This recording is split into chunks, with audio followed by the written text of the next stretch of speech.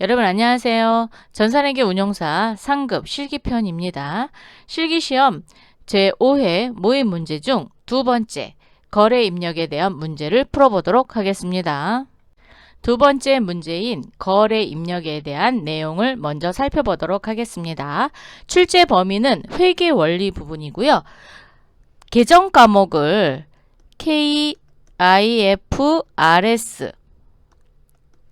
즉 한국채택 국제회계 기준 따른 계정 과목을 따르기 때문에 아무래도 계정 과목이 조금 길은 계정 과목들도 있습니다. 그래서 그런 것만 좀 유의하셔서 연습을 하시면 좋을 것 같고요. 문항은 9문항이 되겠습니다.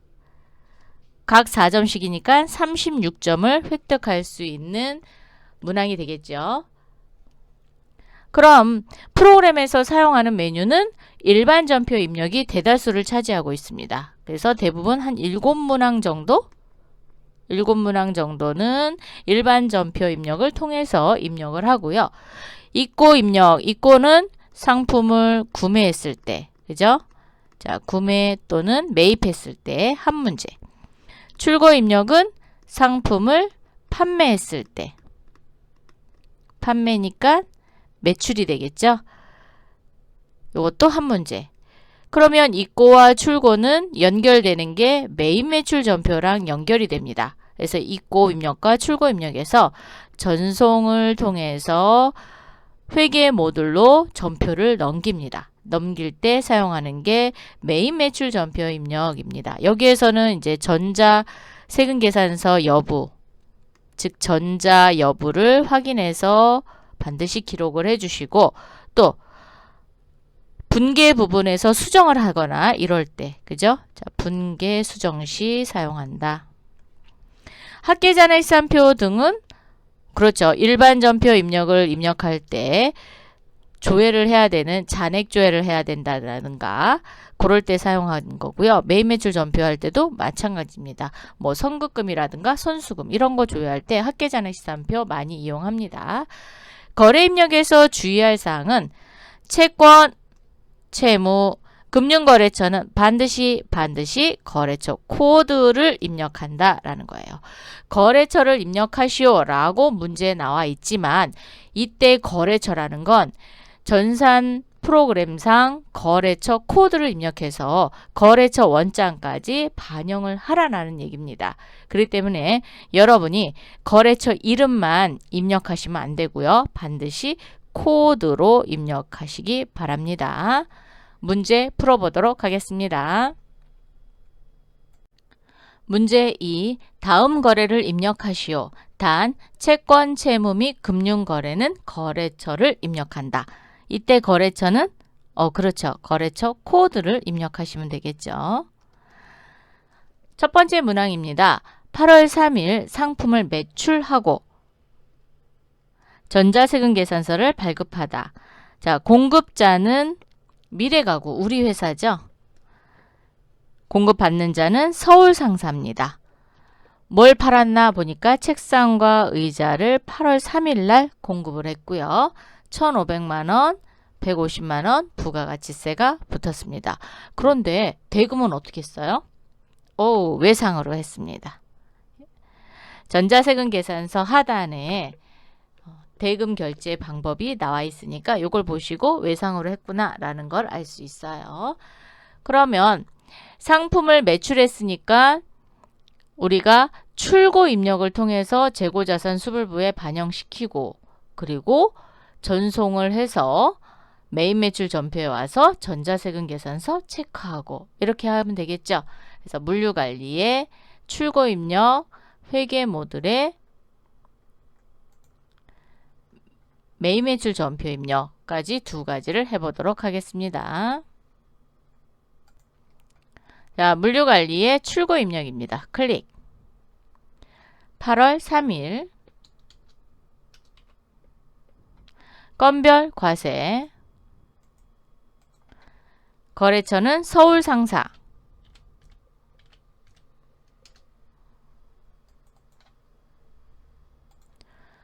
수금은 외상이죠. 외상 미수금이니까 외상 자산명은 상품 더블 클릭 또는 F2 하시면 됩니다. 책상 10개에 100만원이네요.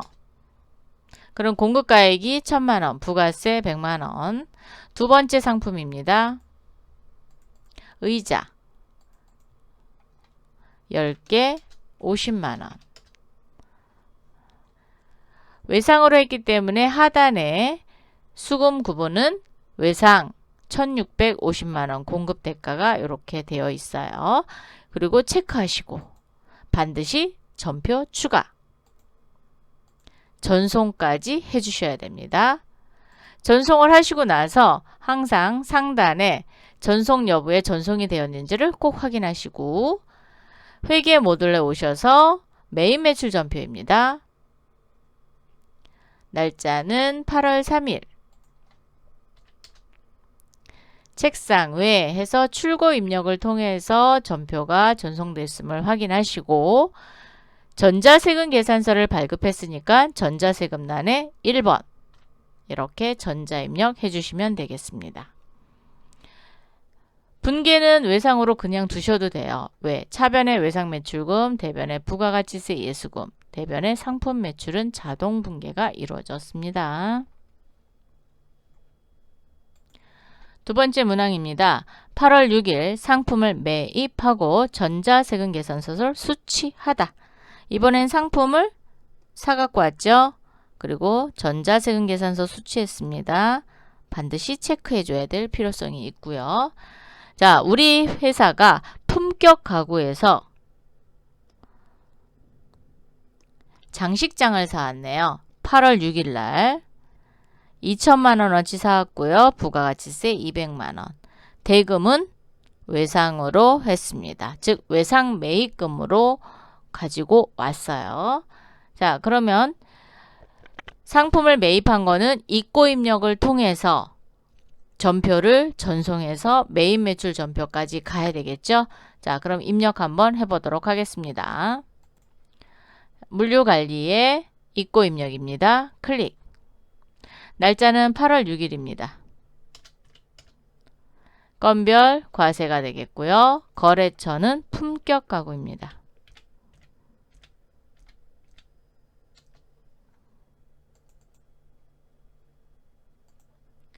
지급 구분은 외상이고요. 상품 장식장 10개 200만원이죠. 외상으로 했으니까 외상란에 2200만원이 이렇게 들어오시면 됩니다. 체크하시고 반드시 전표 추가, 전송 확인, 상단에 전송 여부에 전송이 되었는지 확인한 후 회계 모듈에 메인 매출 전표입니다. 8월 6일이에요. 8월 6일. 그러면 입고 입력을 통해서 매입 전표가 전송이 됨을 알 수 있고요. 전자세금 계산서 발급받았으니까 전자 입력. 분계는 외상으로 그대로 두시면 됩니다. 대변의 외상 매입금, 차변의 부가가치세 대급금, 차변의 상품 이렇게 자동 분계가 이루어졌습니다. 세 번째 문항입니다. 8월 9일 현재 장부상 현금 잔액은 1억 488만원, 실제 현금 잔액은 1억 473만원으로 확인되었다. 오, 장부상 금액은 1억 488만원, 그리고 금고에 있는 현금 잔액은 1억 473만원. 그럼 누가 큰 거예요? 장부상의 금액이 큽니다. 장부상의 금액이 크면 그만큼 장부상에 있는 금액을 줄여주셔야 되겠죠? 자, 그러면 현금이 일단 나가겠습니다. 차이는 15만원이 차이가 나네요. 자, 현금 15만원을 일단 내보내시고 원인을 지금 당장 알 수 있으면 그 원인을 바로 밝히면 되는데 알 수 없잖아요. 그렇기 때문에 뭘로 정리해요? 현금 과부족으로 정리하시면 되겠습니다. 현금 과부족. 자, 그러면 일반 전표 입력. 자, 회계 모듈에 일반 전표 입력 클릭. 8월 9일입니다. 현금이 나갔으니까 출금 전표 이렇게 하셔도 되고요. 아니면 차변, 대변 하셔도 됩니다. 자, 출금 전표는 1번이에요. 자, 1번 가겠습니다. 현금 과부족 15만원. 차변에 현금 과부족 15만원, 대변에 현금, 이렇게 현금 과부족을 임시 계정으로 사용하셨다가 12월 31일, 즉 결산일까지 원인을 계속 밝히셔야 돼요. 밝히시고 원인이 밝혀지지 않았다. 그러면 잡손실 처리하시면 되겠습니다. 네 번째 문항입니다. 8월 12일 주식회사 새나라의 외상매출금 880만원 중 400만원은 당점의 당자수표 하나은행으로 회수하고 480만원은 국민은행 발행 자기압수표로 받다. 자, 새나라의 외상매출금을 회수하는 데 있어서 400만원은 당점이 발행한 당자수표래요. 자, 밑줄 그으세요. 당자수표. 자, 당점이 발행한 당자수표가 나한테 다시 되돌아왔다. 그러면 얘는 당좌예금입니다.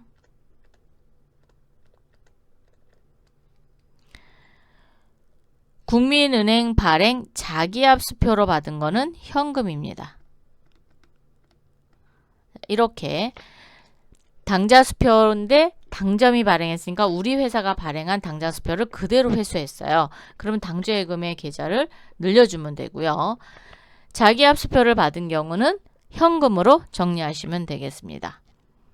자, 그러면 차변에 당좌예금과 현금, 대변에 외상매출금. 외상매출금은 채권이니까 거래처는 새나라가 되겠고 당좌예금은 하나은행이 되겠죠. 한번 입력해 보도록 하겠습니다. 8월 12일 일반 전표입니다. 차변에 당좌예금 먼저 하겠습니다. 당좌예금은 하나은행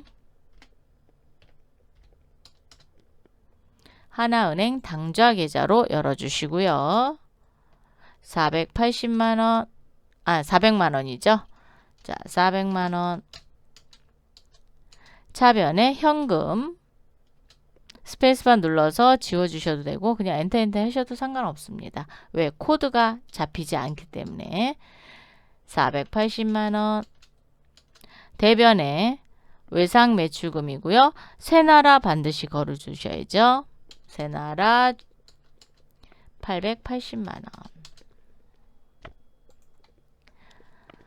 차변에 당점의 당자수표를 당좌예금으로 하는 거와 그 다음에 하나은행의 금융거래처를 꼭 코드로 걸어주시고 대변의 외상매출금은 채권이잖아요. 그래서 거래처 코드를 꼭 걸어주시면 되겠습니다. 다섯 번째 문항입니다. 8월 14일 8월 10일 지급한 출장비에 대하여 다음과 같이 정산하고 잔액은 현금으로 회수하다. 자, 잔액은 현금으로 회수했답니다. 출장비를 얼마를 줬냐 찾아보니까 지급한 거는 30만원, 그리고 사용한 거는 28만원, 반납은 2만원. 그럼 현금이 2만원이 되는 거고요. 숙박비, 식비, 교통비. 자, 출장을 가서 사용하는 거는 모두 다 여비교통비로 정리를 하시면 됩니다. 뭐 숙박비는 복류생비, 식비도 복류생비, 교통비만 여비교통비 이렇게 하는 게 아니라 출장에서 사용한 경비는 몽땅 다 여비교통비로 정리해도 된다라고 나와 있어요. 그래서 여비교통비로 28만원 정리할 건데 다만 출장을 가서도 거래처를 방문할 수 있어요. 거래처를 방문할 때 음료수라도 사갖고 갈 거 아니에요. 그럴 경우에 그거는 접대비입니다. 자, 그런 것만 조심하시면 될 것 같고요. 지금 거는 여비교통비로 정리하도록 하고요. 그럼 8월 10일 날 출장비를 보낼 때 내가 어디다 쓸 건지, 우리 출장 간 사원이 어디다 쓸 건지 알 수 있어요? 없지요. 그래서 8월 10일 날 출장을 보낼 때 출장비를 가지급금이라는 임시계정으로 잡아놨어요. 그거를 출장에서 돌아오면 정산을 하는 겁니다. 자, 그러면 8월 14일 전표로 오셔서 차변에 여비교통비부터 하겠습니다. 자, 여비교통비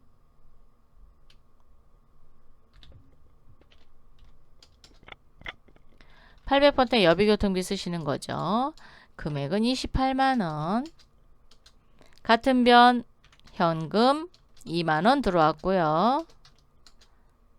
대변에 가지급금입니다.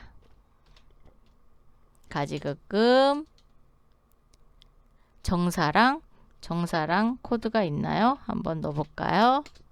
없습니다. 자, 코드를 넣어서 없으면 그냥 패스하시면 되는데 만약에 사원이 있다 그러면 사원의 코드를 넣어 주시기 바랍니다. 엔터 30만원. 이렇게 해서 출장을 보낼 때 지급하는 출장비는 가지급금이라는 계정을 사용을 하고 돌아와서 출장에서 사용한 경비는 여비교통비로 정리한다 라는 거 이번 문제 포인트가 되겠습니다. 6번째 문항입니다. 8월 17일 주식회사 새나라의 외상대금 중 500만원을 반제하기 위해 보관하고 있던 파란 상사의 전자어음, 어음번호는 이렇게 있고 만기일은 2021년 9월 20일, 지급은행은 외환은행, 배서 양도하다. 자, 배서 양도하는 게 중요하죠. 배서 양도했는데 뭘로? 새나라의 외상대금을 갚기 위해서. 반제라는 건 갚는다라는 겁니다. 갚기 위해서 보관하고 있던 파란 상사의 어음이에요. 파란 상사의 전자어음입니다. 배서 양도했어요. 자, 그러면 8월 17일 일반 전표로 오셔서 일단 차변에 갚을 외상대금은 뭐가 있죠? 외상 매입금이죠. 자, 외상 매입금 갑니다. 새나라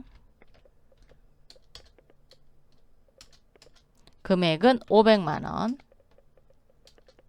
대변에 가지고 있던 파란 상사의 전자어음이에요. 그럼 파란 상사로부터 그렇죠. 우리 회사가 어음을 받은 거죠. 그래서 받을 어음입니다. 받을 어음인데 파란 상사 거였어요. 파란 상사 이렇게 어음을 가지고 있다가 배서 양도를 하게 되면 자금 관리를 해야 되죠. 자, 자금 관리 키는 F3입니다. F3 키. 그래서 F3 금액은 500만원이고요.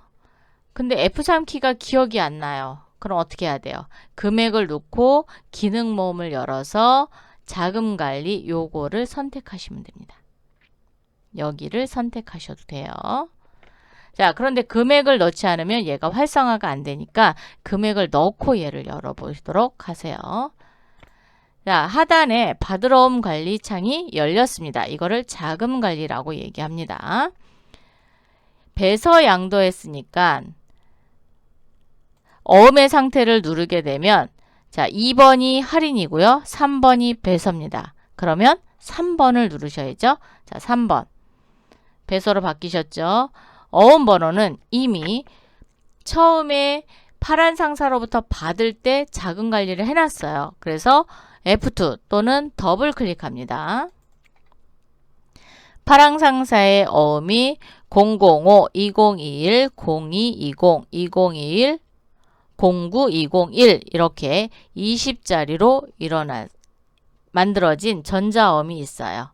자, 얘를 클릭하겠습니다. 선택. 그러면 2월 20날 발행을 했고 9월 20이 만기인 거예요. 발행은 누가 했어요? 파란 상사. 근데 지금 우리가 누구한테 줬어요? 새나라에 줬거든요. 그래서 지급거래처를 더블 클릭 또는 F2 눌러서 새나라를 걸어 주셔야 됩니다. 이렇게. 그래야 나중에 새나라에서 은행에게 이제 추심을 하면 문제가 생기면 우리 회사로 연락이 올 거예요. 그래서 지급거래처는 새나라가 되고 발행은 파란 상사가 됩니다. 그럼 우리 회사는 배서 양도한 회사가 되는 겁니다. 이렇게 해서 배서 해봤습니다. 7번째 문항입니다. 8월 20일 종업원의 급여 500만원 중 소득세, 지방소득세, 건강보험료를 차감하고 잔액은 보통예금 신한은행 계좌에서 종업원 급여 계좌로 이체하였다. 자, 급여를 줬는데 종업원 급여를 줬습니다. 그럼 종업원 급여로 정리하시면 되죠. 소득세, 지방소득세, 건강보험료는 누가 내는 거예요? 종업원이 내는 거예요. 종업원이 내는 거를 우리 회사가 빼고 나중에 일괄로 납부하기 위해서 잠시 보관하는 거죠. 그래서 얘는 예수금이 되겠습니다. 그리고 종업원 급여는 종업원 급여로 정리하시면 됩니다. 자, 그러면 8월 20일 일반 전표로 오셔서 20 차변의 종업원 급여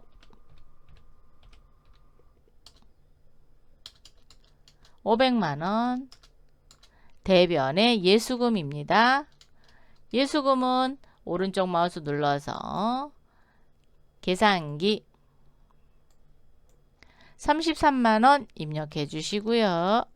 더하기는 A입니다. 33,000원 더하기 18만원 그랬더니 54만 3천원이네요. 적용 누르면 이렇게 전표가 들어갑니다. 금액 들어오셨어요? 네. 요거 계산기로 하셔도 돼요. 네. 자, 대변에 보통예금에서 돈이 나갔으니까 신한은행 보통예금 통장 걸어주시고요. 신한은행 보통예금 통장 걸어주세요. 445만 7천원. 차변에 종업원 급여, 대변에 예수금, 대변에 보통예금은 신한은행 보통예금 걸어주시면 되겠습니다. 이렇게 분개했습니다.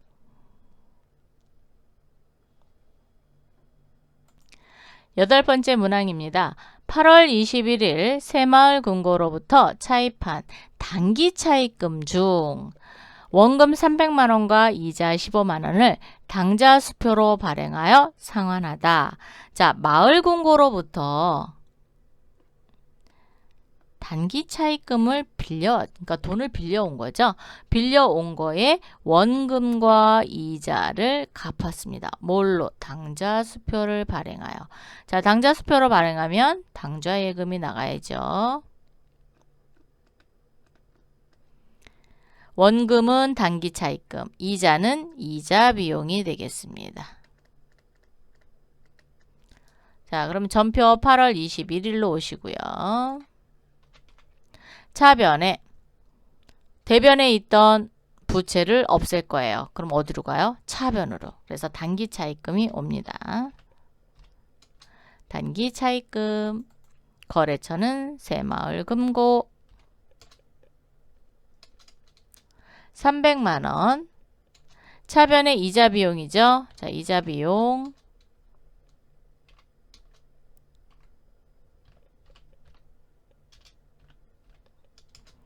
이자 비용인데 이자 수익이라고 해놨어요. 그럼 안 돼요.